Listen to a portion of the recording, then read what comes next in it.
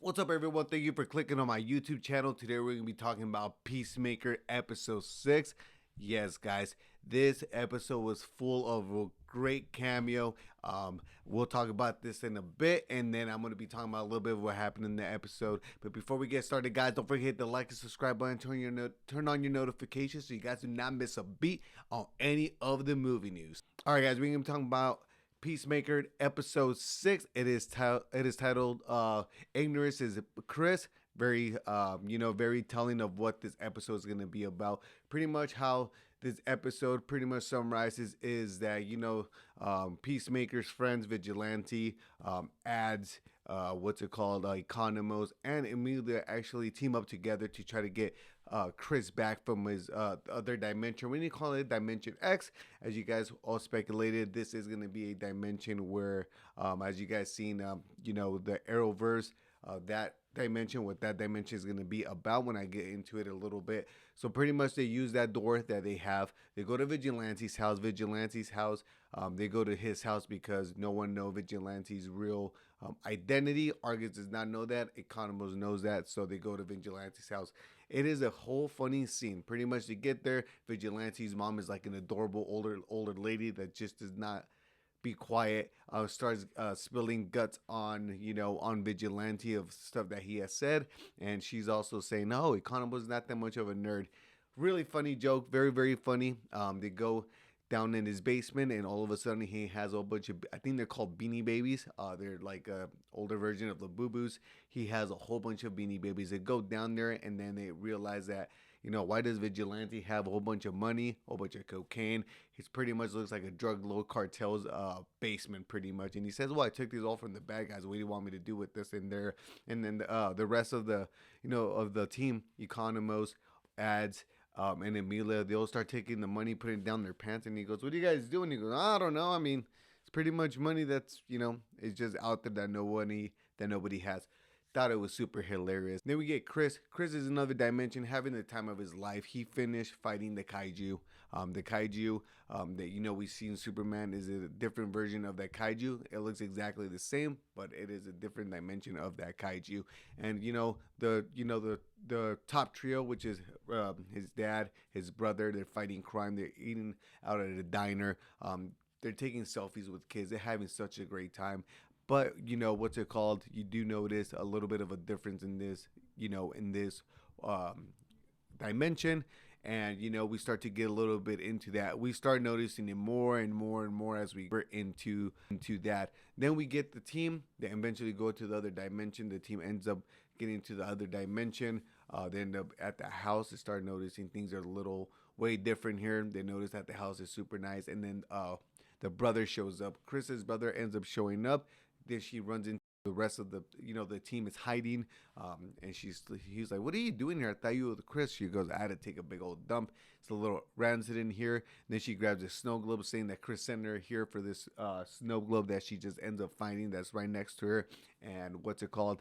They end up finding Chris. But the funny joke about the snow globe is that this snow globe was actually given to Chris by his mom. And he goes, "Yeah, I don't know why he wants it." Very, very funny joke, very spot on, great writing. This episode was actually directed by Mr. James Gunn himself. Great episode. Then them going to Argus.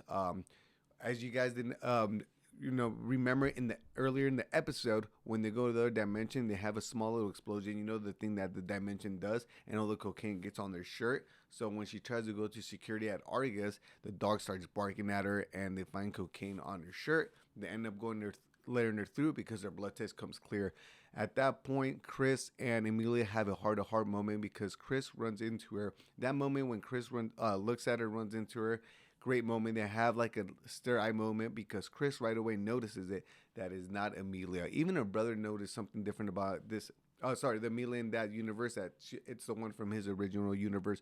Um, Chris, even his brother started to notice that it is Emilia from the not Emilia from the other universe, but something's off about Emilia because she's wearing all black. And he even told her, "You don't wear all black. It's kind of weird to see you like this." He's like, "I don't even see you wearing pants." And she goes, "Huh, what? I'm always in underwear." It is a funny, crazy, good joke. I believe is a really, really good joke. But he starts to notice something off. We don't know to what capacity or what much he notices it right away. Then we get, Chris and Amelia. They're in this little, little office holding, not a holding cell, but a little small little office where they have her until her blood, blood comes clean. Pretty much Chris is like, hey, like, what are you doing here? She's like, you don't belong here. Are you freaking crazy? You're with like, you know, he's like, well, I'm with my brothers. I'm with my brother, my dad. I'm having a great life. I'm with Amelia. I love her. She loves me. This is something I've always wanted. I cannot just leave them behind. And she just looks at him like, dude, you're all with people that don't even know that you're really another version of yourself. And it's like, well, you're leaving our life behind. And he's like, well, it sucks over there. And he asks her, is like, hey, like, do you actually, do mean you have a time at the boat? And she dances around the question, and pretty much he gets kind of pissed off about it. But, you can kind of tell there's something there. I don't know to what capacity. I think she kind of just loves him as a friend. And I think they're gonna end up leaving it like that at the end of the show. But we shall see, guys. And then also, you get them in Argus. They come out of Argus. The team Economos and ads are still at the other house. And then we get a little a little side story with Vigilante. He is so obsessed with meeting his version of himself. He shows up at his house and is very ominous because you start to think like who's gonna be in this house because they build it up so much, and I start thinking it might be someone like Nightwing or something like that. It's a different version of Vigilante, but it's the exact same version of him, and it's super funny. They start saying all these jokes together. All the jokes are exactly the same in both universes. It's pretty much the exact same version of him. They talk about animals. There's finishing each other's sentences. But there's one little thing. He goes, "Who is your best friend?" Right? They're both about to say the best friend. One says Chris, the one in our Earth, and Earth One, and then Earth X is like, "Wait, what?" He's like, "I hate Chris. Chris is like super bad over here." And then that's when everything clicks.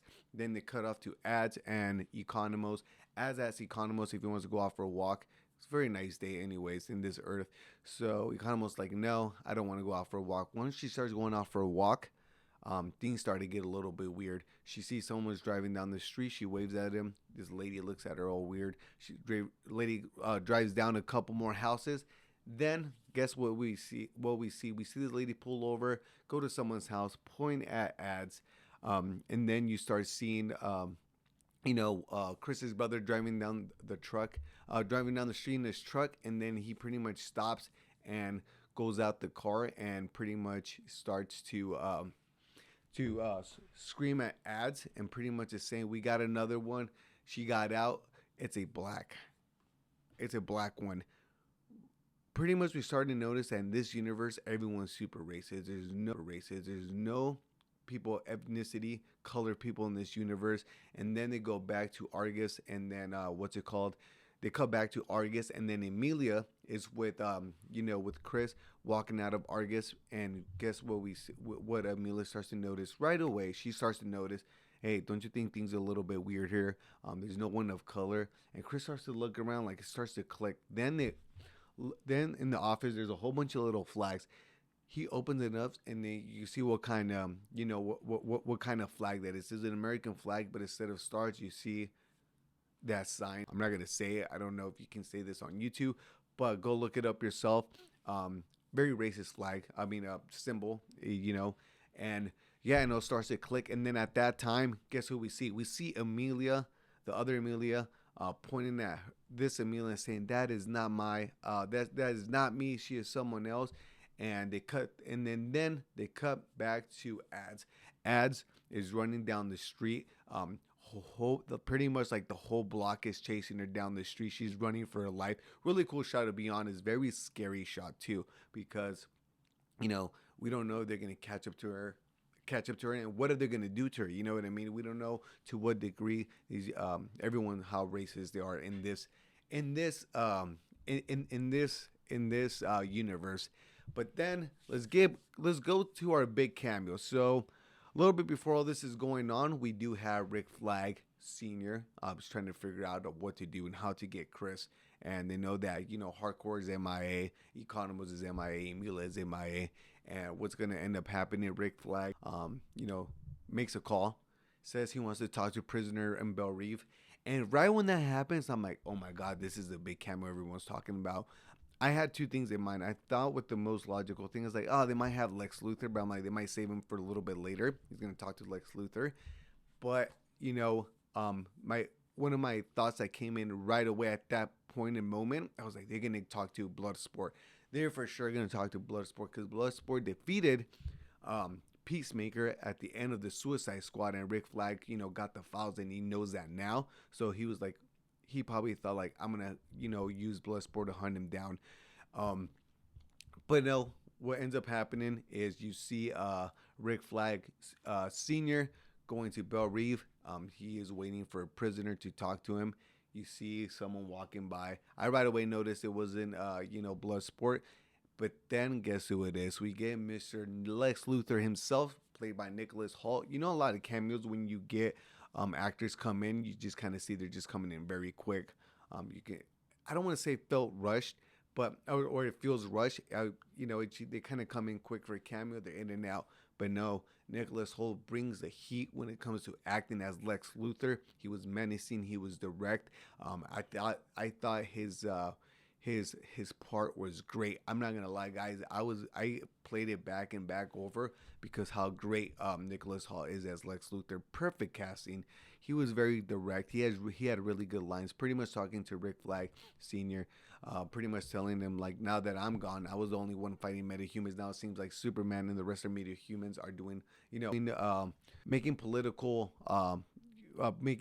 moves, and Rick Flag Senior kind of agrees with him. He's like, yeah, that's what's kind of going on right now, but I can cut you a break because Lex Luthor has 257 years to do in prison, and he pretty much tells him, hey, if you help me out with this little favor, I can work something out with you. They don't really say what the deal is if he does this favor. Pretty much, Rick Flag Senior asks him if he can help him with how to scan a portal, because he was able to do a portal before. And even Lex Luthor finds it funny, like he's throwing it in his face like, ha, you're making fun of the portal that I did because I almost ripped the earth halfway open. But pretty much, Rick Flag Senior says, if you scan this, this portal can detect it. I will cut you a break. I will send you to a different prison. But what's it called? Lex Luthor, pretty much now they're in bed with Lex Luthor. Now they're working with Lex Luthor to try to find this portal. He did say something very interesting because Rick Flag Senior, asked Lex Luthor if he knows who Peacemaker is. He goes, yeah, I know who he is. He goes, but he's not a threat. He doesn't have any superpowers because he's just a guy in a costume. I wonder if he feels like that about Superman and about all the other characters that are already established in the DCU. But we shall see, guys. It was a very, very good episode. I had such fun time watching it. Hopefully they give us another different cameo. I know they said there was a big cameo coming in episode, the last 3 episodes. Maybe it's him playing out the story for the next 3 episodes. But remember, guys, this is going to have a big play in how Man of Tomorrow comes about. James is going to reconfirm that this bleeds in to Man of Tomorrow, and I think it's going to be something very interesting, to say the least. I think Peacemaker is going to show up in Man of Tomorrow. Maybe they get Bloodsport to come in and help Argus out to try to take down Peacemaker. I do have a feeling that they're going to end up catching Amelia, Ads, and Economos. Let's go back to Economos. Economos has a little fight down with Chris's dad. Chris's dad shows up in the house. He gets stabbed in the hand, and he kind of spills the beans of what's going on because he's put in a corner. But pretty much the whole team is pretty much already. It seems like everyone in the team is pretty much got caught by everyone else in the other dimension. So I think what's gonna happen is they're gonna get caught. They're gonna get sent back to Earth 1, and at that point, I think Peacemaker and Emilia are gonna end up doing their own thing where they're gonna break off. But I think Economos and Ads are gonna say that they were helping Emilia trying to get Chris back for Argus to be in good stands with them. Just saying like, hey, we were able to go get Chris back. I thought we were doing the right thing, trying to get him back. Just kind of save their butts. But yeah, this is gonna bleed in for Man of Tomorrow. I'm not sure to what storyline, but this seemed like they're gonna be using Lex Luthor to to try to catch bad guys nowadays. But we shall see, guys. He hates many humans, so I'm pretty sure he's not gonna like Brainiac, especially he's gonna be you know, mind over power kind of situation, and I think it's gonna bleed in great with Man of Tomorrow. But yeah, guys, this was a Peacemaker, season 2, episode 6. Titled "Ignorance is Chris," which we can tell why the title is that, because he was ignorant. He was very ignorant to the surroundings of Earth X. But another great episode, guys. I definitely recommend you guys to watch it. And yeah, guys, this is it for my review for Peacemaker episode 6. Ignorance is Chris. I will see you guys next time. Peace.